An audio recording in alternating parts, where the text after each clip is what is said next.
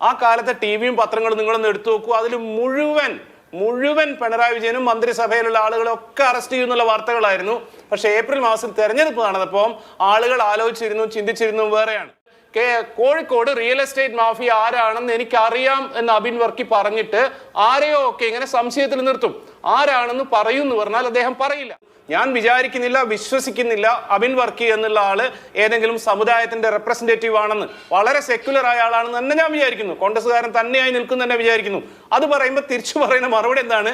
റെജി ലൂക്കോസ് BJP പോയിട്ടുണ്ട്. ഞാൻ എന്ത് ചെയ്യാനാണ് റെജി ലൂക്കോസ് പോയതിന്? ഡോക്ടർ പ്രേംകുമാർ, നമ്മൾ ഈ തെരഞ്ഞെടുപ്പിൽ കഴിഞ്ഞ തെരഞ്ഞെടുപ്പിന്റെ അതേ പാറ്റേണിലുള്ള വോട്ടിംഗ് ഉണ്ടാവണം എന്ന നിലയിൽ തന്നെ നിർബന്ധം പിടിക്കണം എന്നുമില്ല, എന്തും സംഭവിക്കാമല്ലോ. നേരത്തെ NSSന്റെ ജനറൽ സെക്രട്ടറി പറഞ്ഞത് 24 മണിക്കൂർ മതി ഇലക്ഷന്റെ ട്രെൻഡൊക്കെ മാറാൻ എന്നാണ്. പക്ഷേ ഈ കേവല രാഷ്ട്രീയ വിഷയങ്ങൾക്കപ്പുറത്ത് ജനങ്ങൾക്ക് ആഴത്തിൽ പതിഞ്ഞിട്ടുള്ള അവരുടെ രാഷ്ട്രീയ അഭിപ്രായങ്ങൾ ഉണ്ടാകില്ലേ? എന്തുകൊണ്ടാണ് CPM ഇവിടെ ഒരു സാമുദായിക ധ്രുവീകരണ അന്തരീക്ഷം സംജാതമാകുമ്പോൾ അതിൽ നിന്ന് എല്ലാ നേതാക്കളോടും ഒരു കാരണവശാലും നമ്മൾ ഇതിൽ പങ്കുവഹിക്കേണ്ടതില്ല എന്ന നിലയിൽ അവരെ മാറ്റുകയും നറേറ്റീവ് അല്ലെങ്കിൽ ഈ വിഷയങ്ങൾ വേറൊരു തരത്തിലേക്ക് മാറ്റുകയും ചെയ്യാത്തത്? 10 കൊല്ലത്തെ ഭരണത്തിന്റെ നല്ല ആത്മവിശ്വാസം ഉണ്ടെങ്കിൽ അത് നേരിട്ടങ്ങ് പറയാമല്ലോ. എല്ലാ തരത്തിലുള്ള കമ്മ്യൂണലായ പോളറൈസിംഗ് ആയിട്ടുള്ള എല്ലാ തരത്തിലുള്ള ആക്ടിവിറ്റികളിൽ നിന്ന് മാറി നിൽക്കണം, ഞങ്ങൾ അതിനില്ല, ആ അജണ്ട ഞങ്ങളുടേതല്ല എന്ന ഖണ്ഡിതമായ നിലപാട് സ്വീകരിക്കാമല്ലോ. ഇത് അങ്ങനെയല്ല. മൈക്ക് വെക്കുന്നിടത്തൊക്കെ ഓരോരോ വർത്തമാനം പറയുന്നതാണ് നമ്മൾ രാവിലെ TV വെച്ചാൽ കാണുന്നത്. അഭിലാഷ്, TV വെച്ചാൽ കാണുന്ന കാര്യം മാത്രം കൂടുതൽ കണ്ടിട്ട് പറയുന്നതാണെന്ന് ഞാൻ പറയാം.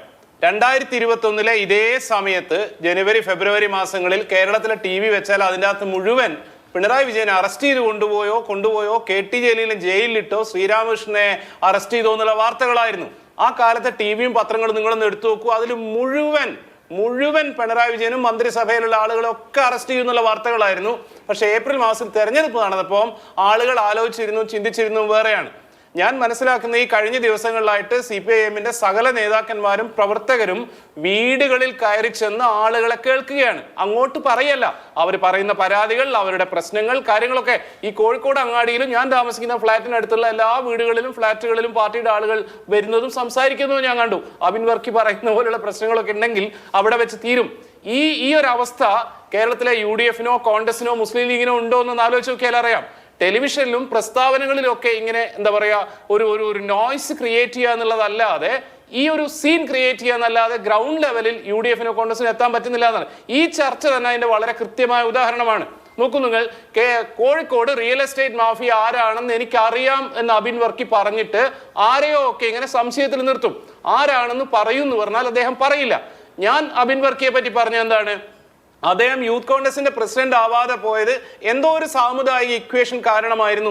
ഞാൻ വിചാരിക്കുന്നില്ല, വിശ്വസിക്കുന്നില്ല അബിൻ വർക്കി എന്നുള്ള ആള് ഏതെങ്കിലും സമുദായത്തിന്റെ റെപ്രസെന്റേറ്റീവ് ആണെന്ന്. വളരെ സെക്യുലർ ആയ ആളാണെന്ന് തന്നെ ഞാൻ വിചാരിക്കുന്നു. കോൺഗ്രസ്സുകാരൻ തന്നെയായി നിൽക്കും തന്നെ വിചാരിക്കുന്നു. അത് പറയുമ്പോൾ തിരിച്ചു പറയുന്ന മറുപടി എന്താണ്? റെജി ലൂക്കോസ് BJP പോയിട്ടുണ്ട്. ഞാൻ എന്ത് ചെയ്യാനാണ് റെജി ലൂക്കോസ് പോയതിന്?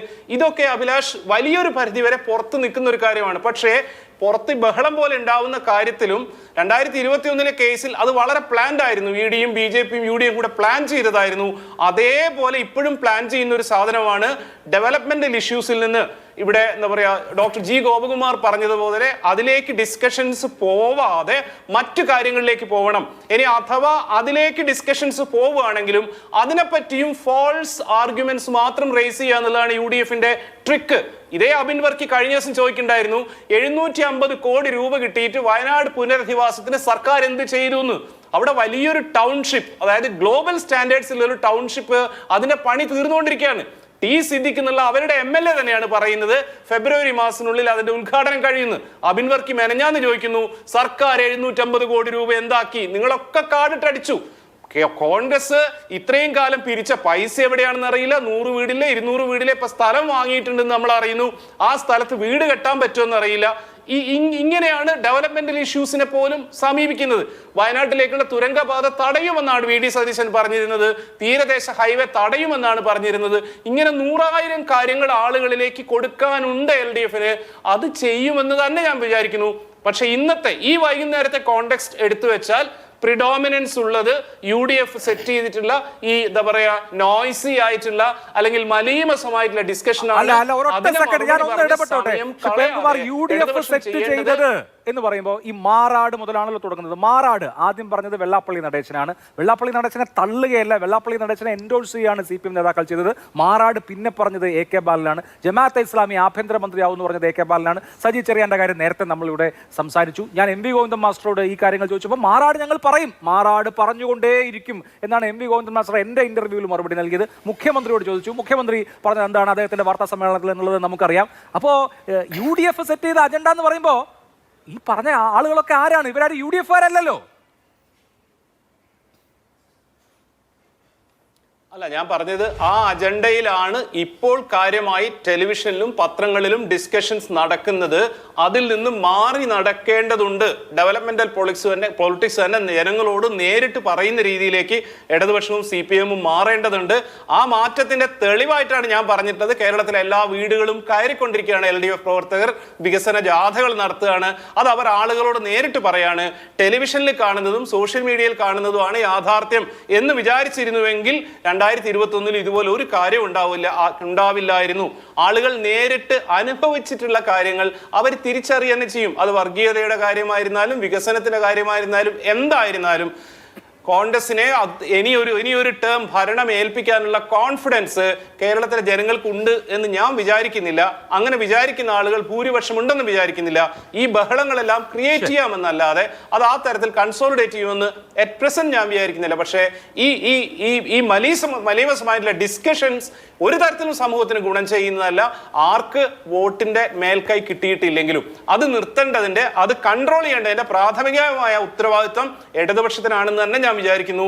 ഇടതുപക്ഷത്തിന്റെ കൂടെ നിൽക്കുന്ന ഒരാളായിക്കൊണ്ടിരിക്കുമ്പോൾ തന്നെ കോൺഗ്രസിന് ഇതൊന്നും വിഷയമുള്ള കാര്യമല്ല. അത് അഴിമതിയായിരുന്നാലും ശരി, സ്ത്രീപീഡനമായിരുന്നാലും ശരി, അവരെ അതത്ര ബാധിക്കില്ല. അവർക്ക് അത്തരത്തിലുള്ള ഒരു ഇൻസുലാരിറ്റി ആദ്യം മുതലേ ഉണ്ട്. അങ്ങനെയല്ല ഇടതുപക്ഷത്തിൽ നിന്ന് ആളുകൾ പ്രതീക്ഷിക്കുന്നത്. കൂടുതൽ ഉയർന്ന എന്താ പറയുക രീതിയിലുള്ള റെസ്പോൺസിബിലിറ്റിയും റെസ്പോൺസസും ഇടതുപക്ഷത്തിന്റെ പ്രവർത്തകരിൽ നിന്നും നേതാക്കളിൽ നിന്നും നമ്മൾ പ്രതീക്ഷിക്കുന്നുണ്ട്. കൃത്യമായ ഉത്തരങ്ങൾ പ്രതീക്ഷിക്കുന്നുണ്ട്. നിങ്ങൾ ശ്രദ്ധിച്ചു നോക്കിയാൽ അറിയാം, കഴിഞ്ഞ 1.5 മാസത്തിനിടയ്ക്ക് സണ്ണി ജോസഫ് എന്നുള്ള KPCC പ്രസിഡന്റിനോട് നിങ്ങൾ പത്രക്കാരെ ചോദിച്ച ഒരു 3-4 ഡസൻ ചോദ്യങ്ങൾക്ക് എന്റെ ശ്രദ്ധയിൽപ്പെട്ടിട്ടില്ല, ഞാൻ അറിഞ്ഞിട്ടില്ല, അത് പിന്നെ പറയാം, അത് പ്രതിപക്ഷ നേതാവ് പറയുമെന്നുള്ള രീതിയിൽ വളരെ സ്ട്രാറ്റജിക് ആയിട്ട് മറുപടി പറയുകയാണ് ചെയ്യുന്നത്. CPMന്റെ നേതാക്കന്മാർ അങ്ങനെ അല്ല എന്നുള്ളതാണ് കാര്യം. കൂടുതൽ ക്ലാരിറ്റിയും ഉത്തരവാദിത്വം അവിടുന്ന് പ്രതീക്ഷിക്കുന്നുണ്ട്. ആ ഉത്തരവാദിത്വം നിറവേറ്റേണ്ടതുണ്ട്. ഈ ട്രാക്കിൽ നിന്ന് കൃത്യമായിട്ട് മാറി നടക്കേണ്ടതുണ്ട്. പറയാനുള്ളത് കഴിഞ്ഞ 10 വർഷം ചെയ്ത കാര്യങ്ങൾ ആളുകളോട് നേരിട്ട് പറയാന്നുള്ളതാണ്. ഈ ചർച്ച പോലും ആ അർത്ഥത്തിൽ ചർച്ചയിൽ ആര് ജയിക്കുന്നു തോന്നിയാലും ചർച്ച പോലും ഇടതുപക്ഷത്തിന് ഗുണമുള്ളതാണെന്ന് ഞാൻ വിചാരിക്കുന്നില്ല. ശരി. തെരഞ്ഞെടുപ്പ് രംഗത്ത് കുഴക്കുന്ന ചോദ്യങ്ങൾക്ക് ഉത്തരം പറയാതെ ഒഴിഞ്ഞു മാറുന്നതും ഒരു നല്ല രാഷ്ട്രീയക്കാരന്റെ ലക്ഷണമായിട്ടാണ് എനിക്ക് തോന്നുന്നത്. ചില ബൗൺസറുകളെ അല്ലെങ്കിൽ ചില ബോളുകളെ നല്ല ബാറ്റ്സ്മാൻമാർ ലീവ് ചെയ്യില്ലേ, സച്ചിൻ ടെണ്ടുൽക്കറൊക്കെ, അതുമാതിരിയും അതിനെ കാണാം. അല്ലാതെ എല്ലാത്തിനും കയ്യിൽ ബാറ്റ് വെച്ച് എഡ്ജ് കൊടുത്ത് ക്യാച്ച് നൽകി സജി ചെറിയാൻ ചെയ്തത് മാതിരി ചെയ്യണം എന്ന അഭിപ്രായം ഇല്ല. അതെനിക്കൊന്നും CPM നേതാക്കൾ ക്രിക്കറ്റ് കളി കാണുന്നവരാണ്. MA ബേബിയൊക്കെ ചിലപ്പോൾ ഇനി ശ്രദ്ധിക്കുമായിരിക്കും. ശ്രീ